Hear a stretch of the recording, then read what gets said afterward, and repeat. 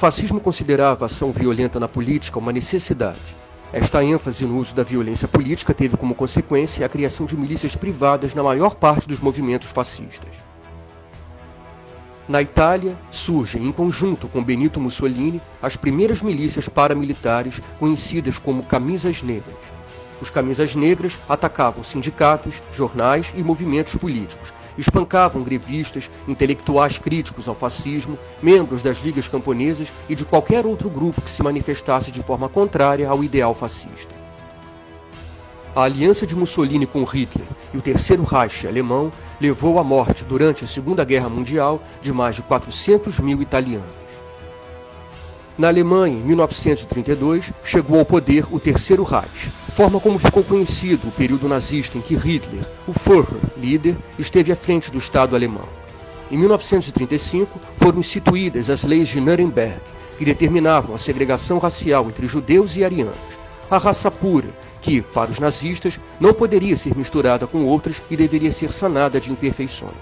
A partir de então, o caráter racista do regime só se intensificou, levando à perseguição e eliminação de judeus, ciganos, homossexuais e deficientes físicos e mentais. A política nazista, Gestapo, era grande responsável pela perseguição desses grupos. Posteriormente, além da perseguição, a política nazista incluía o encarceramento, os campos de concentração e a chamada solução final, ou seja, a eliminação em massa dessas populações através das câmaras de gás, culminando no Holocausto. A Gestapo era subordinada à SS. A SS surgiu como uma guarda de proteção de Hitler e se desenvolveu a ponto de ter mais de 1 milhão de membros e de assumir o controle dos campos de concentração e dos campos de extermínio. O nazismo alemão é responsável pela morte de 20 milhões de pessoas. Acontece que essa união de grupos paramilitares com ideologias totalitárias não estão presos ao passado da história mundial.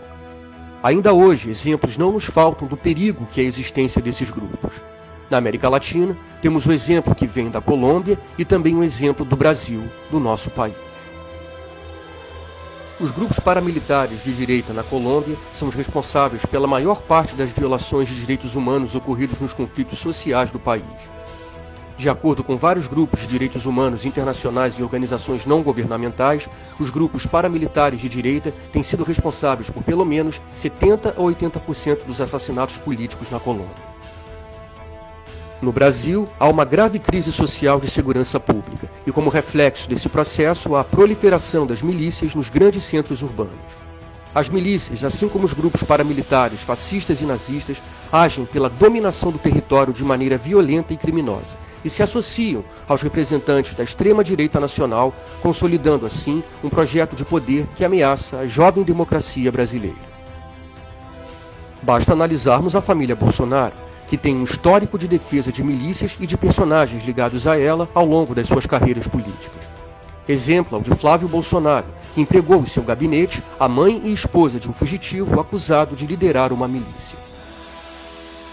As investigações sobre o assassinato de Marielle Franco seguem ocorrendo. O que já se sabe é que o crime foi político e orquestrado pela milícia carioca. Marielle era uma das parlamentares que mais denunciava os crimes da milícia e a sua relação com a família Bolsonaro. De acordo com a agência pública, há uma investigação que liga a votação recorde de Flávio Bolsonaro a uma área dominada pelo chamado escritório do crime, que por sua vez é apontado como os responsáveis pela morte de Marielle. Flávio Bolsonaro já condecorou membros desse grupo criminoso.